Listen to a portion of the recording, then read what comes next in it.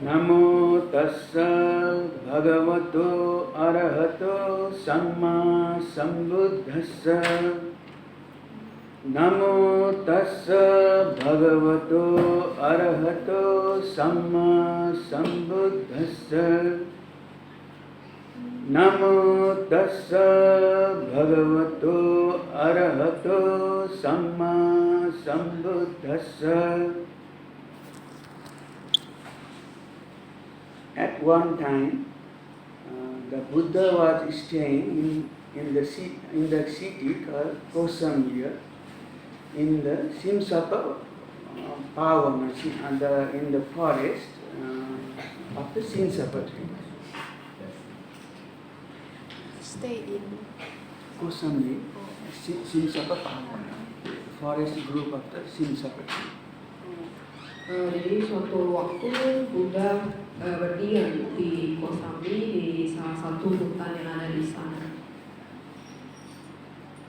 During that time, the Buddha took a handful of maybe not on them.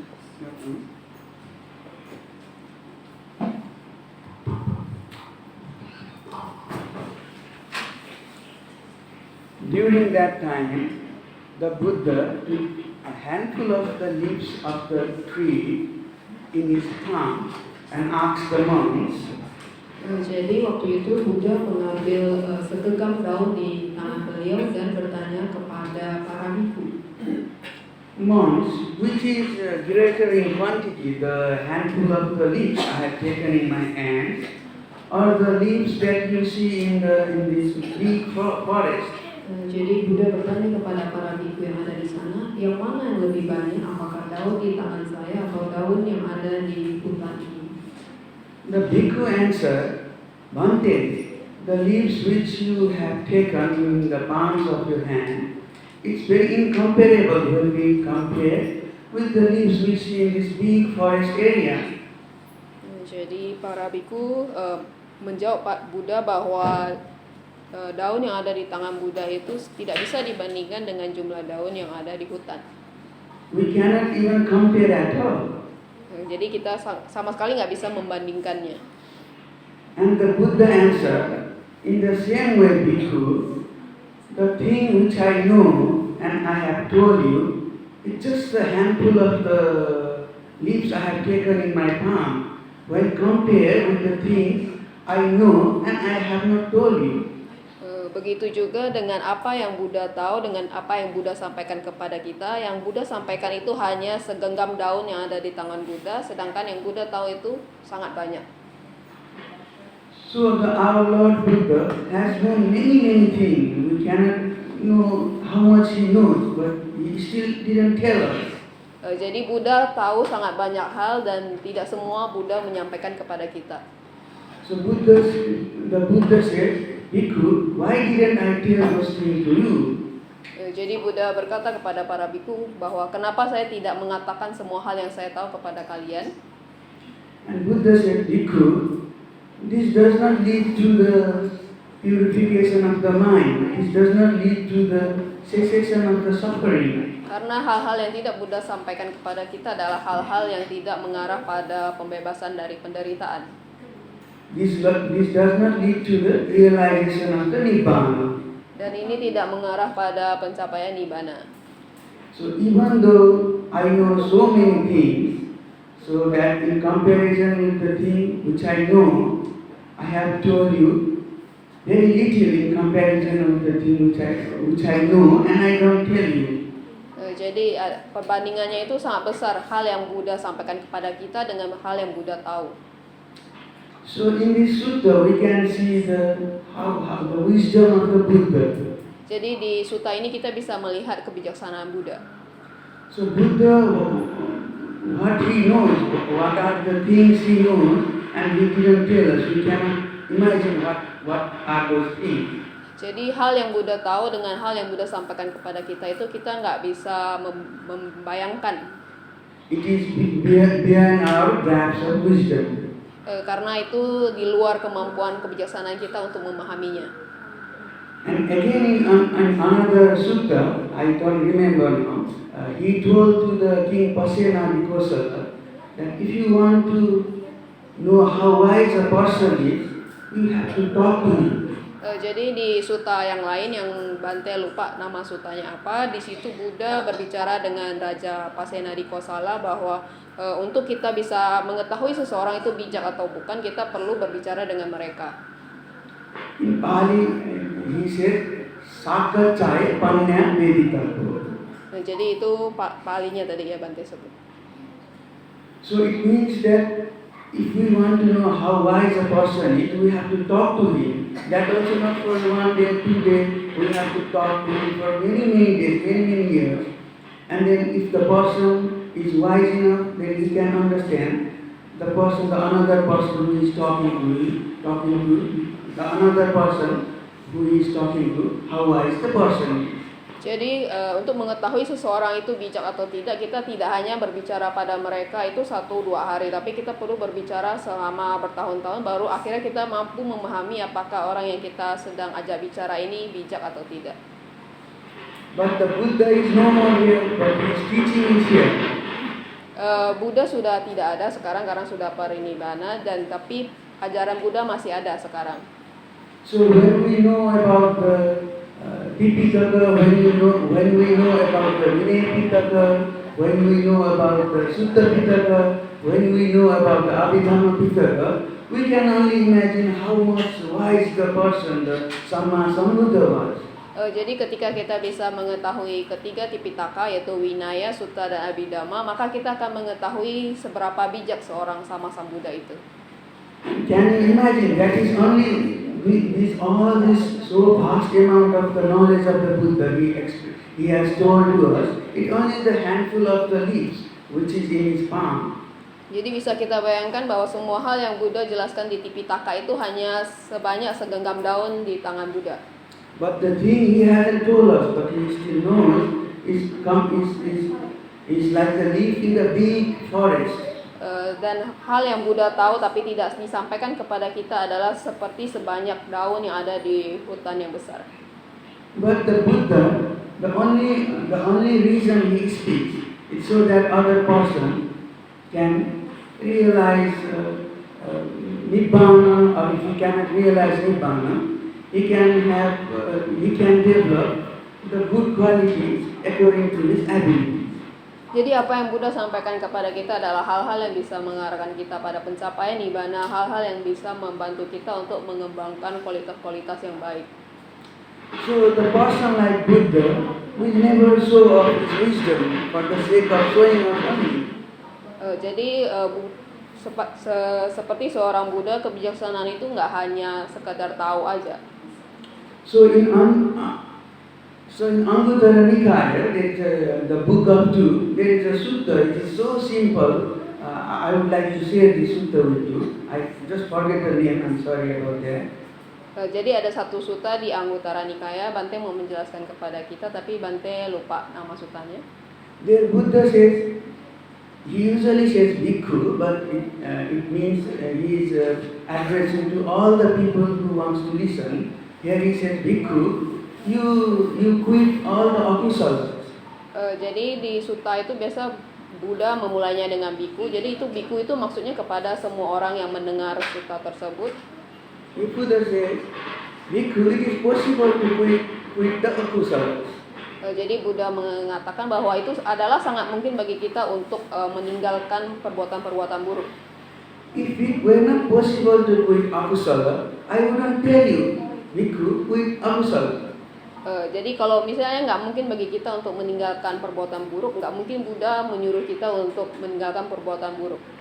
Because it is possible to quit akusala, therefore I tell you, quit the akusala. Karena adalah hal yang sangat memungkinkan bagi kita untuk meninggalkan perbuatan-perbuatan buruk, makanya Buddha baru menyarankan kita untuk meninggalkan perbuatan buruk.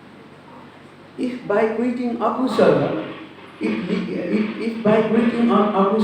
would lead to the unbeneficialness, it would lead to the suffering, I would not have told you quit the akusala. Kalau misalnya kita meninggalkan hal-hal buruk itu dapat mengarah pada hal-hal yang tidak bermanfaat, dapat membuat kita menderita, maka Buddha tidak akan menyarankan kita untuk meninggalkan perbuatan-perbuatan buruk. Because by quitting akusala, it always leads to the well-being and happiness and free from the suffering of us. Therefore I tell you, quit the akusala. Karena dengan meninggalkan perbuatan-perbuatan buruk itu mengarahkan kepada kebahagiaan, kesejahteraan, dan kita bisa bebas dari penderitaan. Oleh karena itu, makanya Buddha menyarankan kita untuk meninggalkan perbuatan-perbuatan buruk. So you can see how simple Buddha is telling the Dhamma in the most simple way so that everyone can understand. Jadi kita bisa lihat bagaimana Buddha menyampaikan dhamma yang begitu dalam ini dengan sederhana sehingga orang mampu memahaminya. Buddha continues, Jadi Buddha melanjutkan, Bhikkhu, you develop the kusala. para biku, kembangkanlah perbuatan-perbuatan baik. It is possible to develop the kusala. Adalah hal yang sangat mungkin untuk mengembangkan hal-hal yang baik. If it were not possible to develop kusala, I would not tell you develop the kusala. Kalau tidak mungkin bagi kita untuk mengembangkan hal-hal yang baik, Buddha tidak mungkin akan menyarankan kita. Because it is possible to develop kusala, therefore I tell you develop the kusala. Karena adalah hal yang memungkinkan bagi kita untuk mengembangkan hal-hal yang baik, makanya Buddha menyarankan kita untuk melakukannya.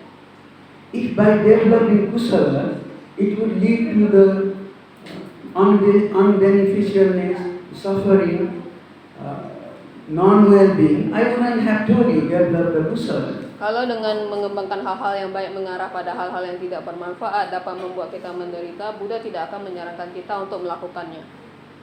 But because by developing the kusala, it always leads to the well-being, happiness of ourselves, therefore I tell you, develop the kusala. Karena dengan mengembangkan hal-hal yang baik itu mengarah pada kebahagiaan dan kebebasan dari penderitaan, maka Buddha menyarankan kita untuk mengembangkan hal-hal yang baik. Also in another sutta, I think it is in Samyutta Nikaya, Buddha has mentioned. Jadi ada di salah satu sutta di Samyutta Nikaya, The misbehavior, all the akusala karma always lead to the akusala vipaka. Jadi semua perbuatan buruk akan menghasilkan hasil yang buruk. In the past also, the akusala karma always led to the akusala vipaka. Di masa lampau hal-hal yang buruk juga mengarah pada akibat yang buruk. In the present also, akusala karma always leads to the akusala vipaka. Di masa sekarang juga hal-hal yang buruk akan menghasilkan hal yang buruk.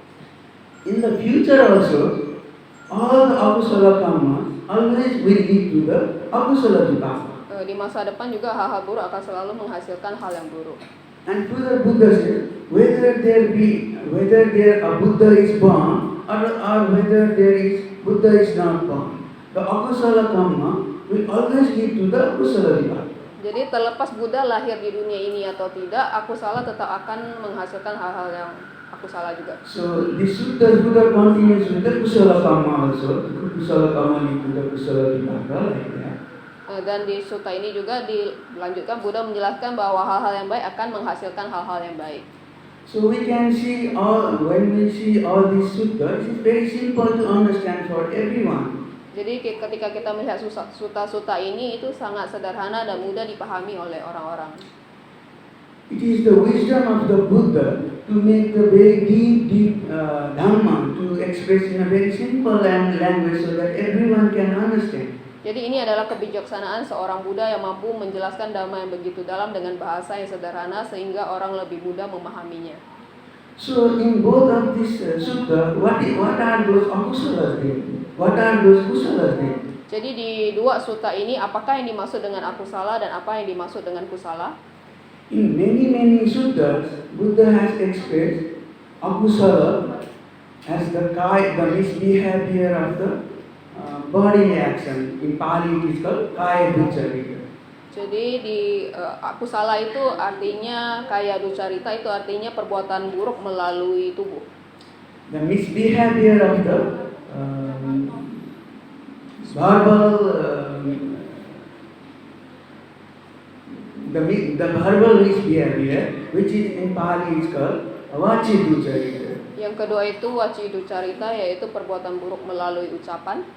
The mental misbehavior, which is called manoducarita. Yang ketiga itu manoducarita, yaitu perbuatan buruk melalui pikiran. So there are three kind of body ducarita, the body misbehavior. Jadi ada 3 jenis perbuatan buruk melalui tubuh. The first is the killing of a being. Yang pertama adalah membunuh makhluk hidup. The second is the taking what is not given to us, which we understand as stealing. Yang kedua itu mengambil barang yang bukan milik kita atau yang kita ketahui sebagai mencuri. Third is the misbehavior in the relationship, which we Pali say kamesu michachara. Yang ketiga itu perbuatan asusila. These are the 3 body misbehavior. Jadi ketiga ini adalah perbuatan buruk melalui tubuh.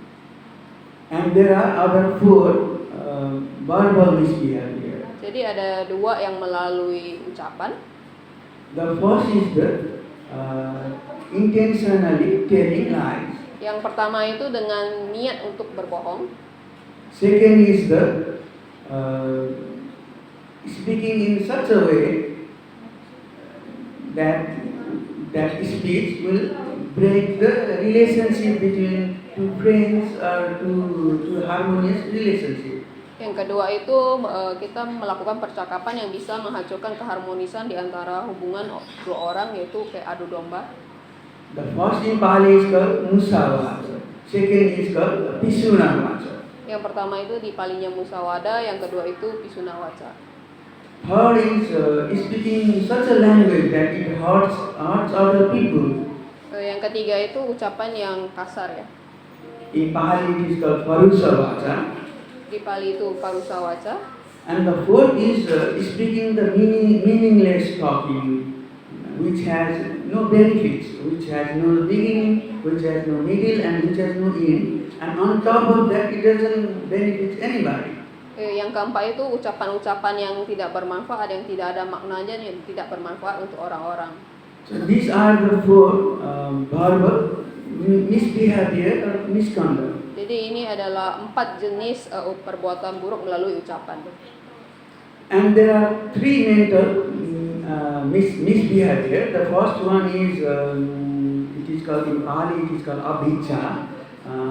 I think it is greed.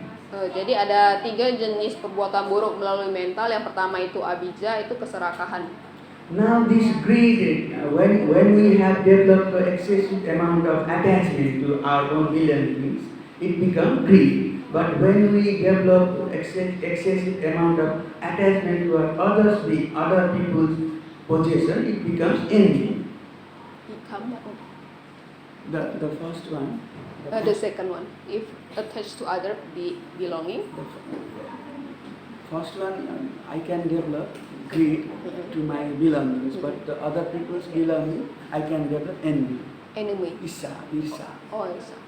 Oh, jadi kalau kita bisa mempunyai kemelekatan yang begitu kuat terhadap barang-barang milik kita. Dan yang kedua, kalau misalnya kita mempunyai kemelekatan terhadap barang orang lain, itu muncul ke iri hati.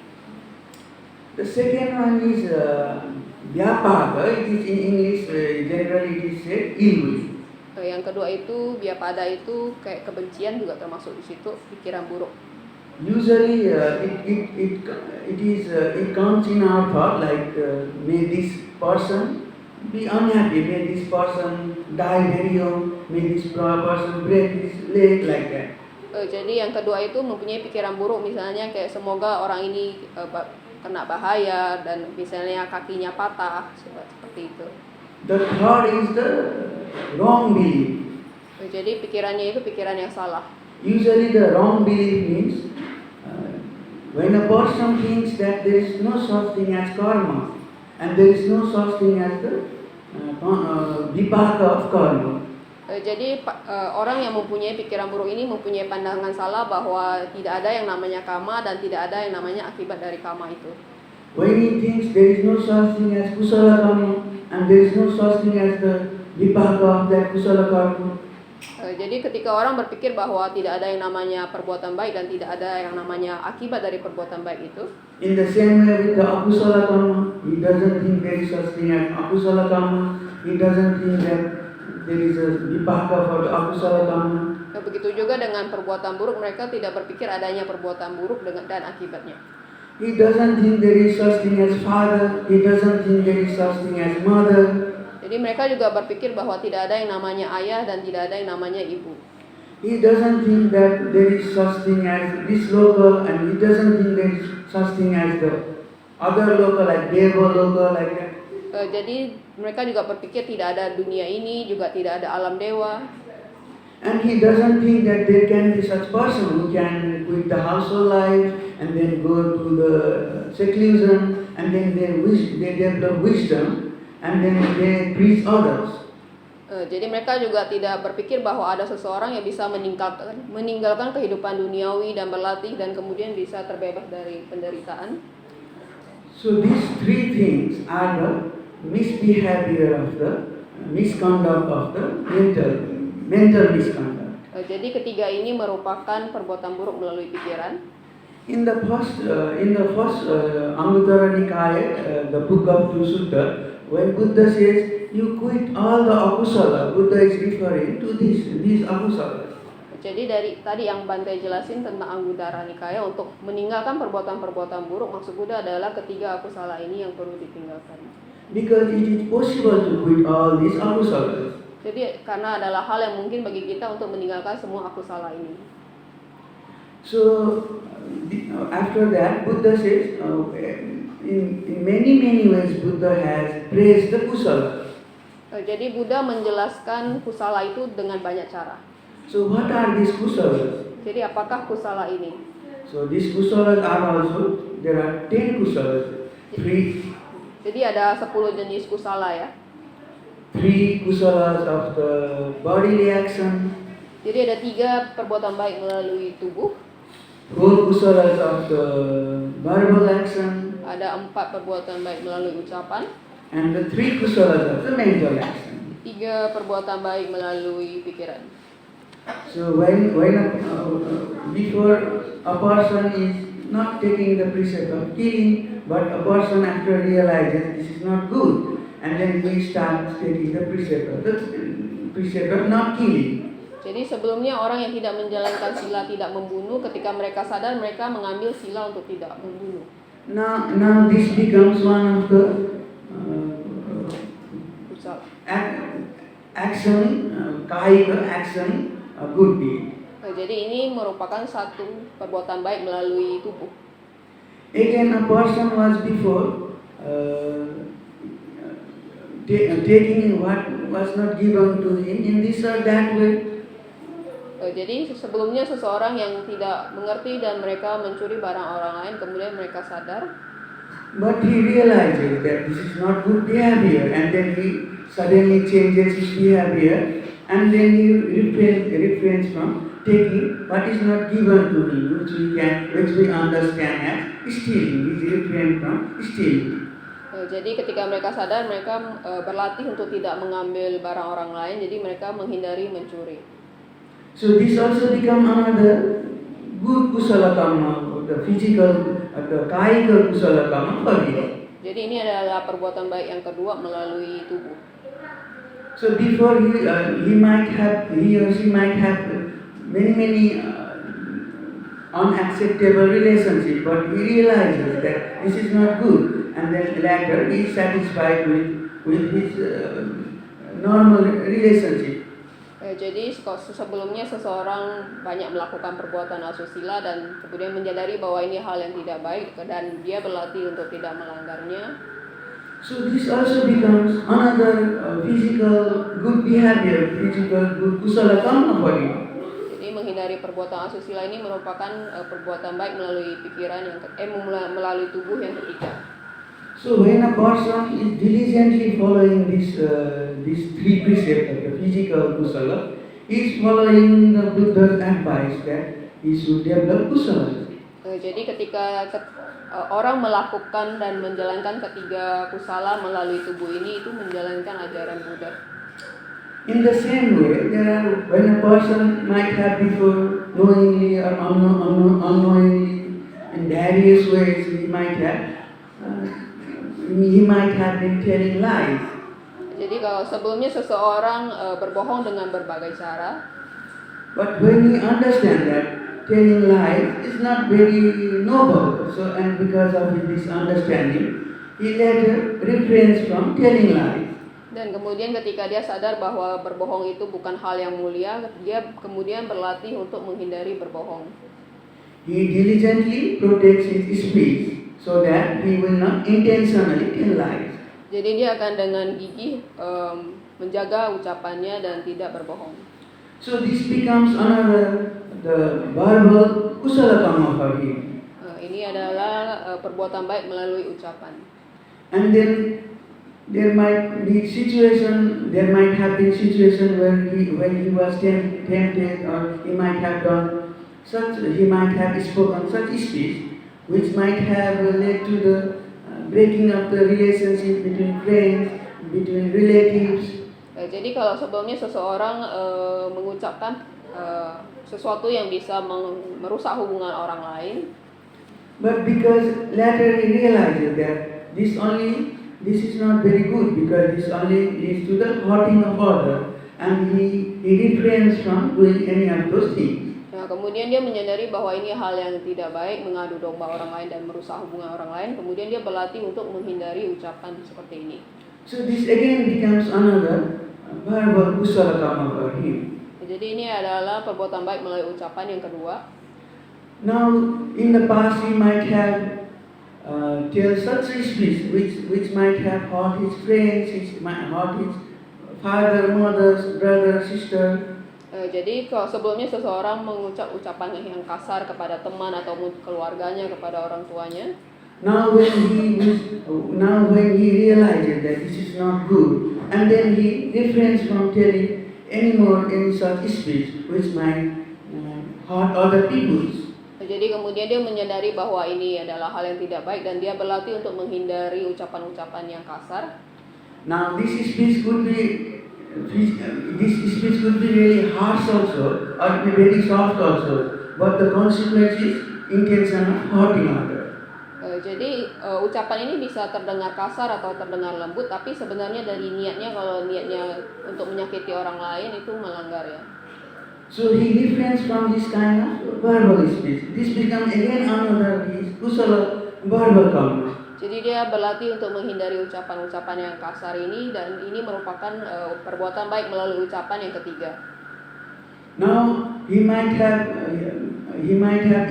indulged in all the kind of meaningless talk, all the kind of talk which is not beneficial, which doesn't have any meaning. And later he thinks it is not good, and he tries his best to refrain from this kind of talk. Jadi sebelumnya seseorang sering berbicara hal-hal yang tidak bermanfaat dan tidak ada tujuannya, kemudian dia menyadari bahwa ini adalah hal yang tidak baik, jadi dia menghindari ucapan-ucapan yang kosong seperti itu. This again becomes his verbal kusala karma. Jadi ini adalah perbuatan baik melalui ucapan yang keempat. So in this way, he has now fulfilled the 4 verbal kusala karma. Jadi dengan cara ini dia memenuhi 4 kebajikan yang dilakukan melalui ucapan. Now, in the past, he might have been very dissatisfied because he always compared his life with others, and he was envious of others.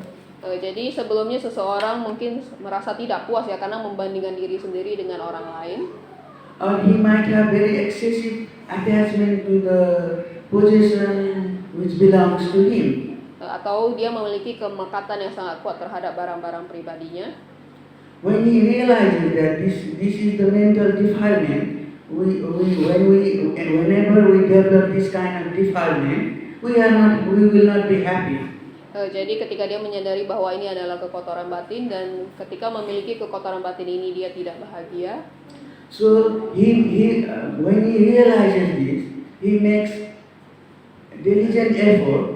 So every time this first mental defilement comes to his mind, he makes effort to get rid of this kind of defilement. Jadi ketika dia paham bahwa kekotoran batin ini tidak bermanfaat buat dia, dia dengan rajin berlatih untuk melepaskan kotoran batin ini. So whenever his mind is overcome by greed, he realizes that this is not good. Jadi ketika ada keserakahan yang muncul di pikirannya, dia menyadari bahwa ini adalah hal yang tidak baik. And he makes effort to get rid of this state of mind, which is the state of greediness, Jadi dia mengerahkan usahanya untuk mengatasi keserakahan ini. or the state of enviousness. Atau pikiran yang iri hati.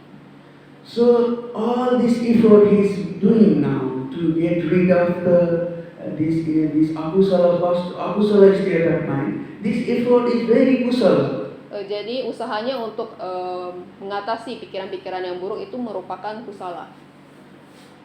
The Buddha has always said that out of these three categories of the kusala, the mental kusalas are always very, very powerful. Jadi dari ketiga jenis kusala itu yang melalui ucapan, perbuatan ataupun pikiran, yang melalui pikiran ini yang paling kuat. So in this way he is acquiring more and more kusala. Jadi dengan cara ini dia akan mendapatkan kebajikan yang lebih banyak. So in the same way, when he is overcome by the angerness against other person or other thing, he might think of harming that person or harming that thing.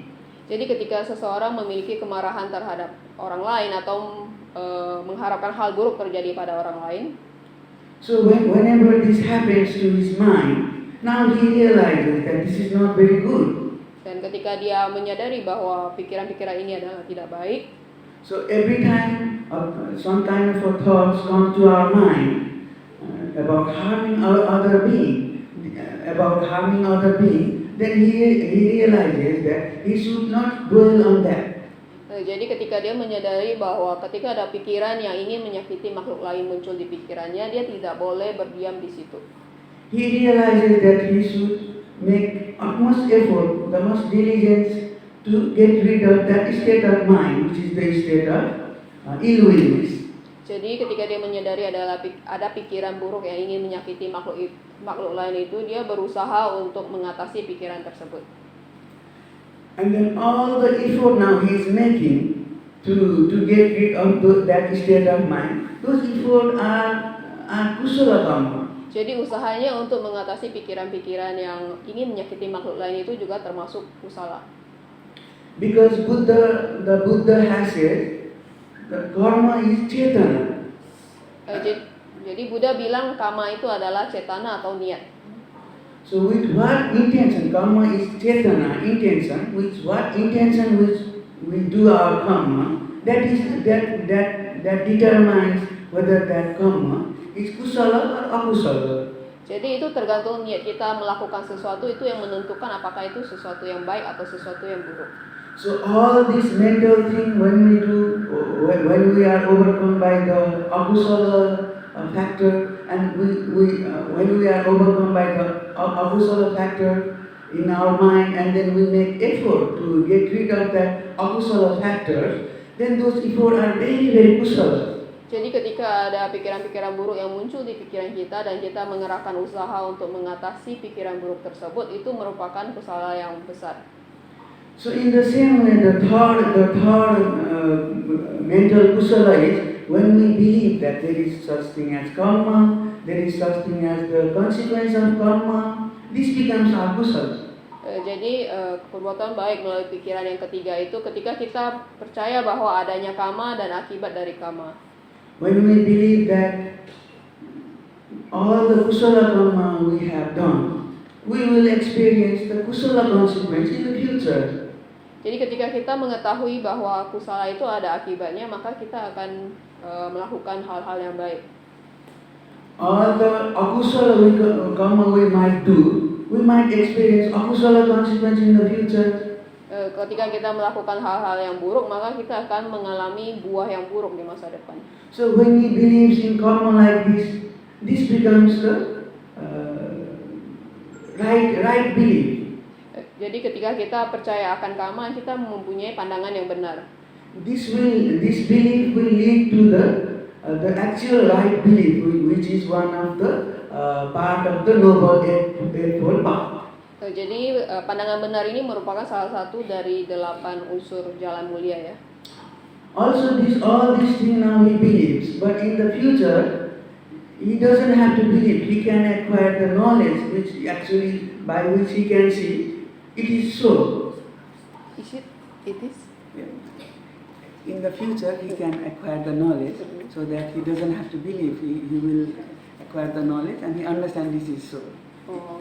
Jadi ketika kita sudah memahaminya, di masa depan itu kita tidak perlu berusaha untuk memahaminya lagi karena kita sudah benar-benar meresap di pemahaman itu.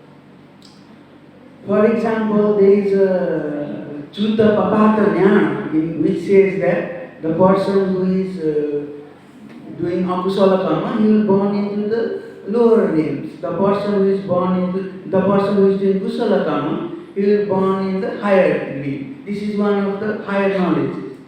Jadi ada yang namanya Cuta Papata Nyana. Itu ketika seseorang melakukan hal yang buruk, maka dia akan terlahir di alam rendah, dan seorang yang melakukan perbuatan baik akan terlahir di alam yang bahagia. So he doesn't have only to believe. He will actually in the future, if he very diligent and if he make effort to meditate and then acquire knowledge, higher knowledge, he can actually see this one. Jadi dia tidak perlu berusaha untuk mempunyai pengetahuan tersebut karena dia sudah melihat sendiri akibat dari karma itu. So these three are the mental kusala karma. Jadi ketiga ini adalah merupakan perbuatan baik melalui pikiran. So when we count, there are 3 physical, 4 verbal, and then 3 again mental kusalas and akusala karma. Altogether 10 kusalas and akusala karma. Jadi ada 3 perbuatan melalui tubuh, 4 melalui ucapan, dan 3 melalui pikiran. Jadi masing-masing adalah 10 yang kusala dan 10 yang akusala. So out of all these 10, the most important is the wrong belief or the right belief. Jadi dari ke-10 ini yang paling penting adalah pandangan salah dan pandangan benar. So it is if the person is doing all the physical and the verbal kusala karma, but he does not believe in the karma and the consequence of karma. Jadi ketika seseorang melakukan semua kebajikan melalui ucapan maupun tubuh, tetapi dia tidak mempercayai karma dan akibatnya, in that way, in that case, according to the wisdom of the Buddha, those karma were good, but because his belief was wrong, those karma are not good. Jadi berdasarkan kebijaksanaan Buddha menjelaskan bahwa walaupun itu semua perbuatan baik, tapi dia mempunyai pandangan salah, jadi itu tidak baik. So anything we do, we must do with the right belief. Jadi semua hal yang kita lakukan itu perlu dibarengi dengan pandangan benar. Otherwise, all the physical and the verbal our action will not be very beneficial for us. Kalau tidak, maka perbuatan baik yang kita lakukan melalui ucapan maupun tubuh itu tidak terlalu bermanfaat untuk kita. Right belief is again the beginning stage of understanding the dhamma of the Buddha. We should believe in the karma. Jadi pandangan benar itu bahwa kita perlu memahami ajaran Buddha dan kita mempercayai karma. So when we understand karma with our belief, then we can further understand the higher teaching of the Buddha. Jadi ketika kita memahami karma dan akibatnya, maka kita bisa memahami dhamma Buddha yang lebih tinggi. So these are the kusalas, 10 kusala karmas and 10 akusala karmas. Buddha has described in suttas, many suttas in various ways. Jadi ini merupakan 10 kusala karma dan 10 akusala karma yang sudah Buddha jelaskan di banyak sutta dengan berbagai cara. But there are the reason why are there these kusala karmas and akusala karmas. Jadi ada alasannya kenapa kusala karma dan akusala karma ini. So the main reason why there are the akusala karmas there are 3 causes. Jadi ada alasan di balik semua akusala karma itu adalah 3 hal ini. These are the lobha, dosa, and moha. In English it would be greed, Hatred. hatred, and delusion. Jadi 3 hal yang merupakan akibat sebab dari akusala kama itu loba, dosa, moha, yaitu keserakahan, kebencian, dan kebodohan batin. So when this akusala karma, the root of the akusala, when these are they become very powerful, when they manifest in the kaya ducharita. Jadi ketika akar-akar perbuatan buruk Mano ducharita.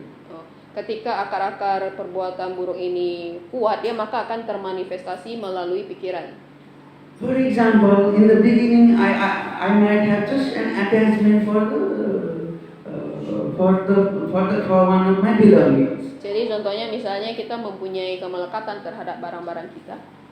So when I think again about that belongings, it becomes now greed.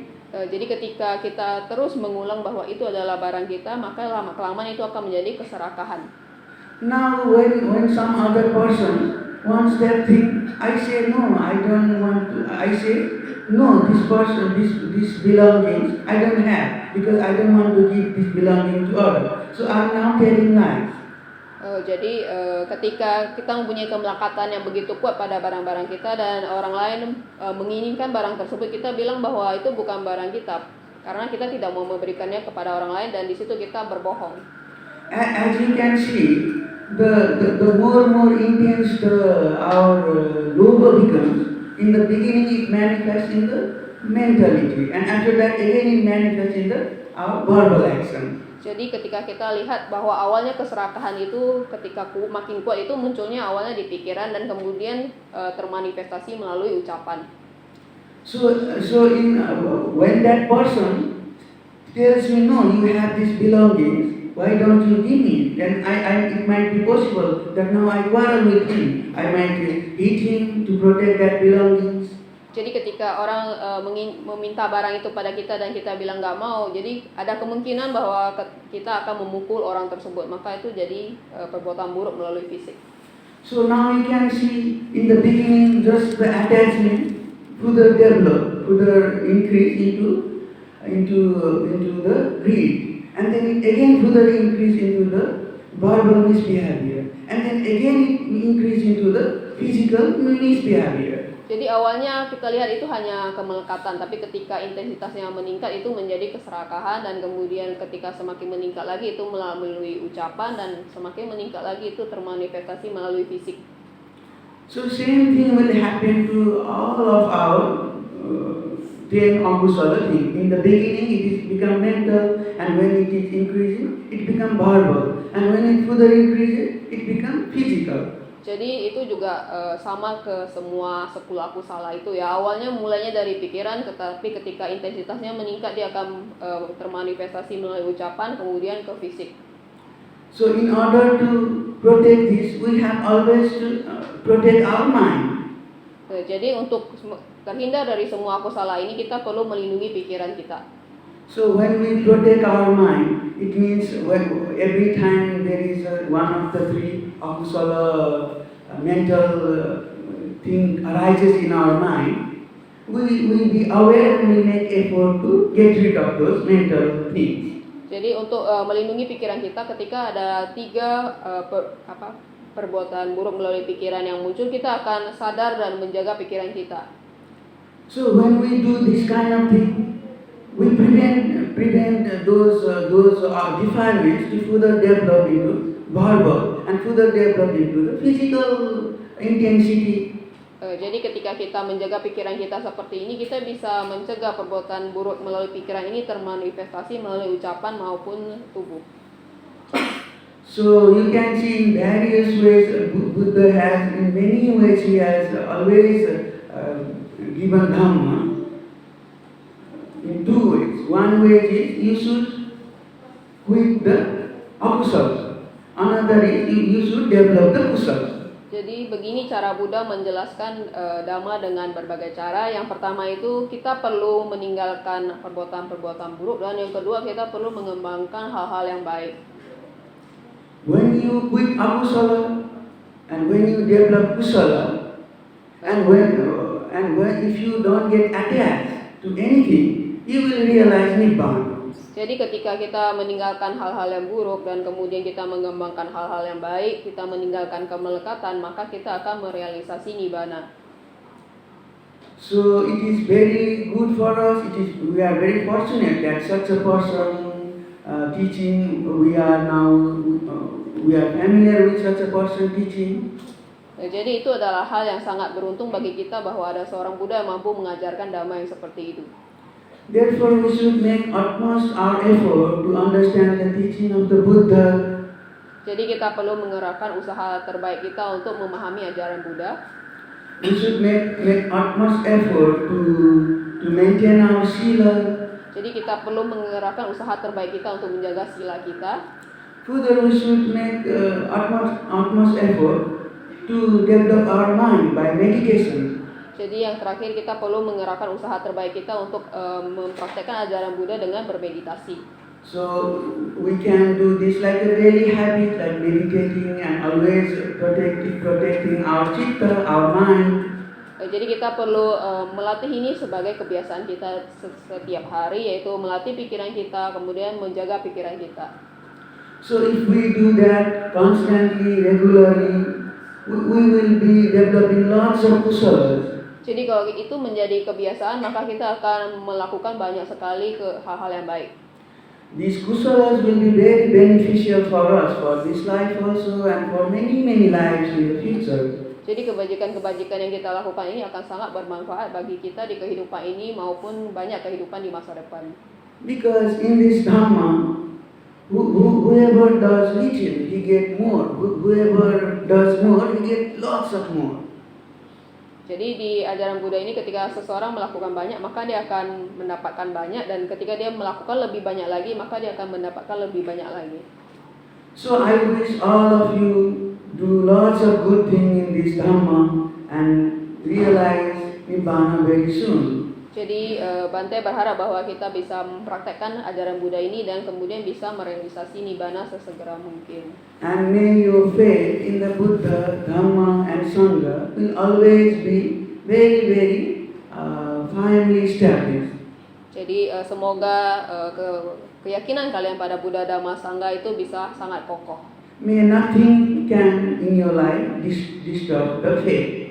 Semoga tidak ada satu hal pun yang di hidup kalian yang bisa melunturkan keyakinan kalian. So with this I end my Dhamma talk. Jadi Dhamma Talk Bante sampai di sini.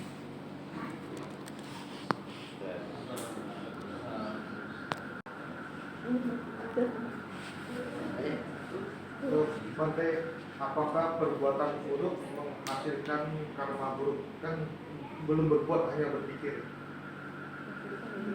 Ya kan, hanya berpikir buruk tapi belum melakukan. Apakah itu berbuah? Dan apakah pikiran itu adalah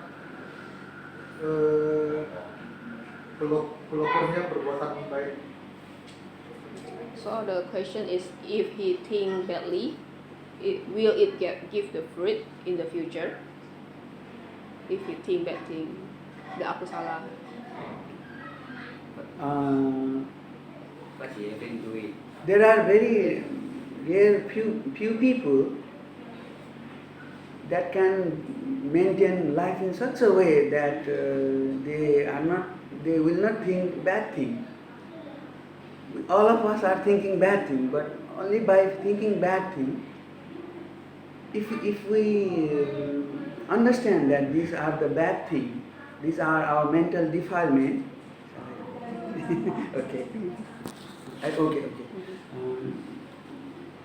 If we understand that these are not very good for us, and then we make effort to get rid of that bad thing, then the effort itself is a kusala. Jadi ketika kita tahu bahwa ini adalah pikiran yang tidak baik dan kita berusaha untuk mengatasi, maka itu adalah perbuatan baik.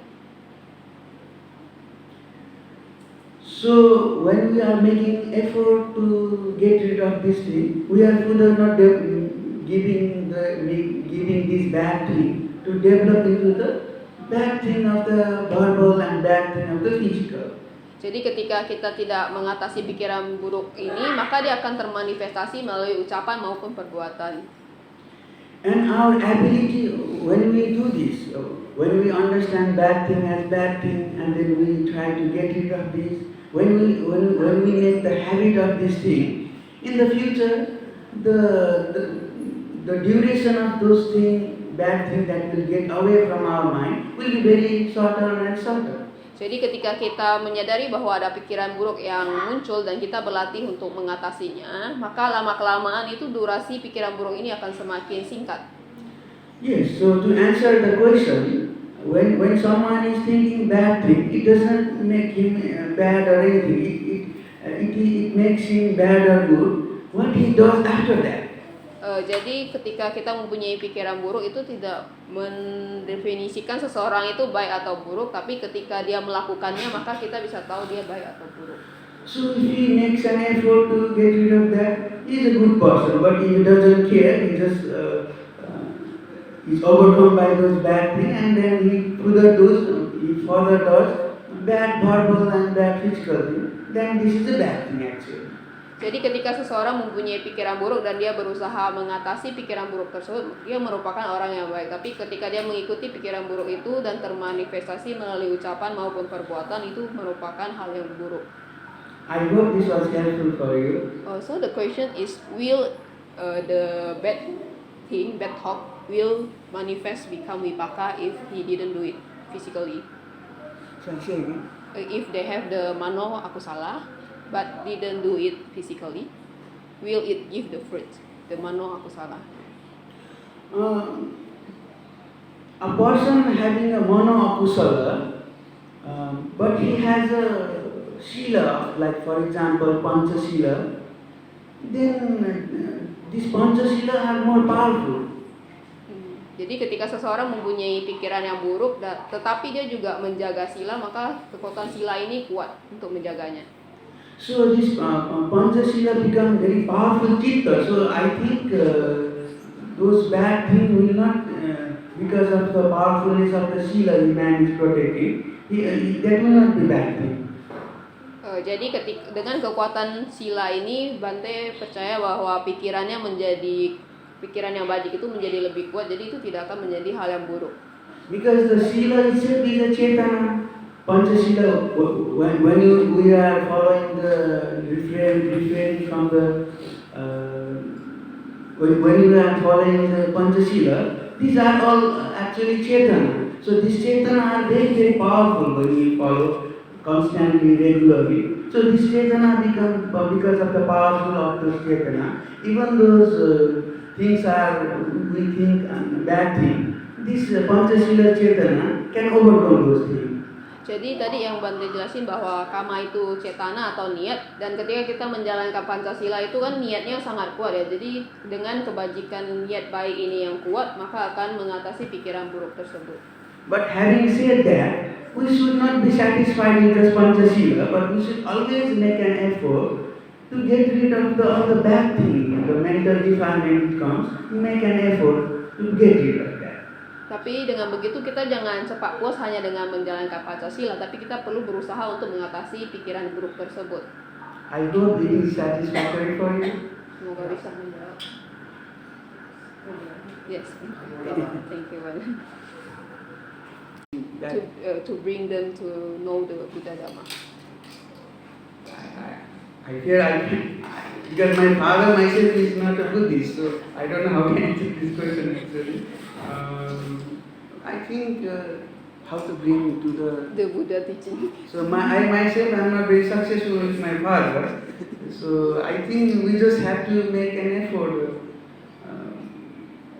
trying to make them understand that Buddha teaching is not like the sectarian teaching. For example, any person who is practicing Sila, he can still get the benefit from that Sila. Buddha is teaching Sila, so I think we can just make them, I don't know how to I think we can tell them that even if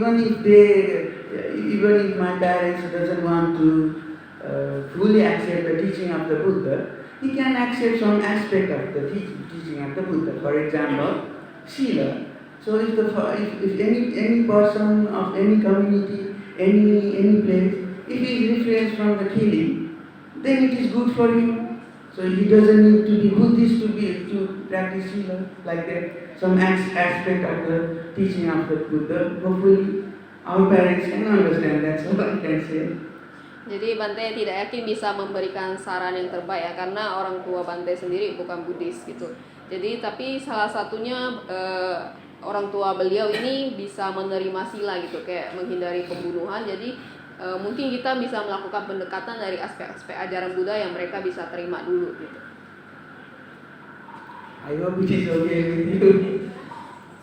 The question is Buddha explained about the Khanti Paramangkapotipika. So what is the meaning of the Khanti? Is it the forbearance toward the suffering?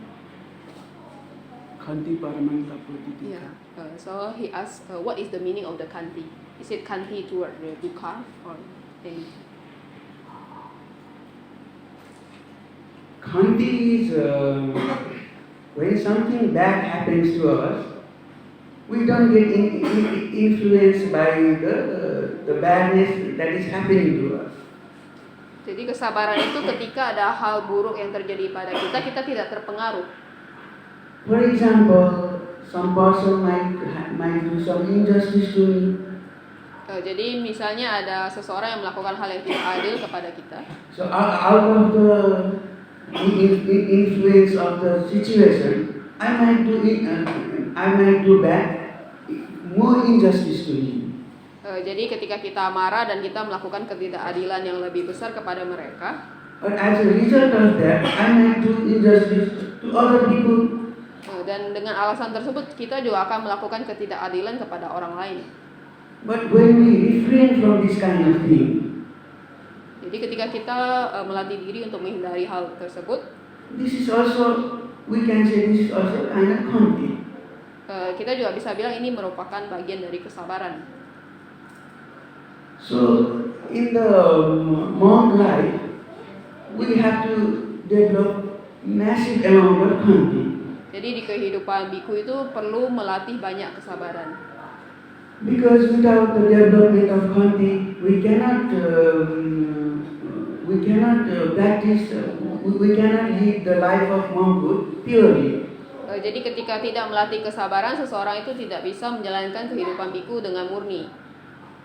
For example, we might be living in the forest and there is something unpleasantness may happen to us.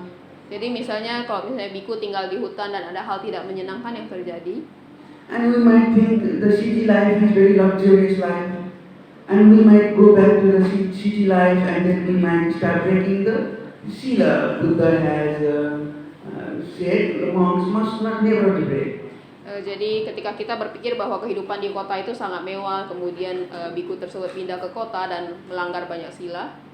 So this is also, we can say this is also because the person not practicing Khanti. Kita bisa bilang bahwa orang tersebut tidak melatih kesabaran. In the same way, the householder might be also, when he is practicing Sila, something might happen to him, which tempts him to break the Sila. Jadi umat awam juga begitu ya, ketika mereka melatih Pancasila misalnya, dan kemudian mereka ada pemicu untuk melanggar sila tersebut. For example, he might face a situation where there is a very hardship in his life. Misalnya kalau misalnya ada hal yang bisa membahayakan kehidupan mereka. But by breaking sila, he can earn lots of money. Tapi ketika mereka melanggar sila tersebut, mereka bisa mendapatkan banyak uang. So in this case, if he doesn't practice Khanti, he can easily break the sila. Jadi ketika dia tidak melatih kesabaran, maka dia akan melanggar sila tersebut. So we can see the Khanti is very, very important for householder also, and more important it is for the monk life. Jadi kita bisa lihat bahwa kesabaran itu sangat penting bagi umat awam dan itu jauh lebih penting lagi untuk para biku. Because today we might get very good food, but tomorrow it might be very bad food. Jadi kemungkinan kita bisa dapat makanan yang sangat enak hari ini, tapi besok bisa mendapatkan makanan yang tidak enak. And a person might think wrongly that today I got the good food, yesterday I got the good food, today I getting bad food. If I disrupt, I can eat as anything I like, and he will disrupt because of the lack of khanti. Jadi ketika seseorang mempunyai pikiran buruk bahwa kemarin saya mendapatkan makanan yang enak, tapi hari ini dia mendapatkan makanan yang tidak enak, maka dia bisa berpikir untuk lepas jubah supaya dia bisa makan apapun yang dia inginkan. But when we practice khanti according to our ability, this way or that way, it becomes slowly goes to adithana, like that kind of thing. Jadi ketika ada hal buruk yang terjadi dan dia melatih kesabaran, maka itu akan mengarah jadi adithana. It also is very helpful to develop the quality of the metta. Dan itu sangat membantu kita untuk mengembangkan cinta kasih. So this kind of thing is very beneficial for us when we want to meditate, when we want to succeed in meditate, when we want to realize nibbana.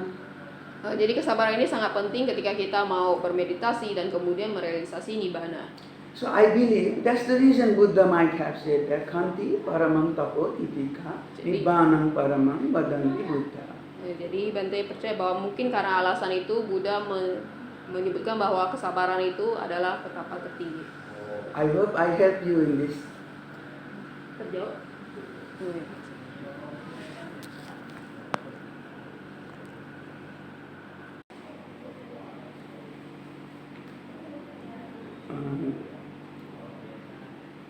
When we practice Dhamma, we can reduce our attachment, but the attachment has to be replaced by some good qualities. Ketika kita mempraktekkan Dhamma itu kita bisa mengurangi kemelekatan, tapi kita juga perlu menggantinya dengan perbuatan yang baik. So, as a normal person, I think we should how to say, take good care of our parents. Seperti orang pada umumnya kita perlu menjaga orang tua kita. Attachment to our parents, if we take very carefully, it becomes very kusala karma for us. Kemelekatan kita terhadap orang tua itu kalau misalnya kita bisa menjaga mereka dengan baik, itu bisa menjadi kusala yang besar bagi kita. Buddha has said that there are two persons you cannot repay the debt. Jadi Buddha bilang ada dua orang yang kita tidak bisa balas jasanya. One is the father and another is the mother. Yang pertama itu ayah dan yang kedua itu ibu. But the real attachment, if we want to get rid of the attachment, real attachment from the father, mother, everything, we have to practice meditation and we have to develop the vipassana knowledge. Jadi kalau kita mau benar-benar terbebas dari kemelekatan itu, kita perlu berlatih meditasi sampai vipassana. We have to realize from the Dhamma, from the ultimate reality. Kita perlu memahami Dhamma yang hakiki. But again, sister, when someone is on that stage, that person is always feeling metta towards others. His attachment now becomes metta. Dan ketika orang yang berlatih seperti itu, kemelekatannya akan berganti menjadi metta. For example, if a person has realized that stage, and now he sees his father, mother, he sees with utmost compassion. Jadi ketika seseorang sudah berlatih sampai tahap itu, mereka akan melihat orang tua mereka itu dengan belas kasih. He wishes that the thing I experiencing now, my parents also experience. Dia memahami bahwa apa yang saya alami sekarang juga orang tua saya alami. So as we continue our path on the Dhamma, it is quite likely that all our attachment now convert into metta. Jadi ketika kita terus menjalankan jalan kita di Dhamma dan mempraktekannya, kemungkinan bahwa kemelekatan untuk berubah jadi metta itu lebih besar. all our before what the thing, the person we are attached to, now we are feeling metta and karuna, compassion towards them. Jadi ketika sebelumnya itu merupakan kemelekatan kita terhadap orang-orang yang kita sayangi, tapi ketika kita berlatih itu akan berubah menjadi metta ataupun karuna. Now Buddha has said attachment is very bad to our parents, anybody attachment is very bad. Dan Buddha bilang bahwa kemelekatan itu sangat buruk, kemelekatan kepada orang tua ataupun orang lain. But any person should develop metta and karuna. Tapi siapapun perlu berlatih metta dan karuna. So we can see now, even though we cannot develop metta and karuna now, but when every time we see our parents, we establish these two citta, metta and karuna, every time we see our parents, then it is possible that the attachment will slowly go away. Jadi mungkin kita sekarang belum melatih metta dan karuna, tapi setiap kali kita melihat orang tua kita berusaha untuk melatih metta dan karuna ini, maka perlahan-lahan kemelekatannya akan berkurang. So I think to get rid of the attachment, we should develop another two qualities, which is metta and karuna. Jadi menurut Bante bahwa untuk mengatasi kemelekatan itu kita perlu mengembangkan dua kualitas ini, yaitu metta, cinta kasih, dan karuna itu belas kasih. And more towards our parents. Dan itu dipraktekkan lebih banyak terhadap orang tua kita. I hope this is helpful for you. Menjawab.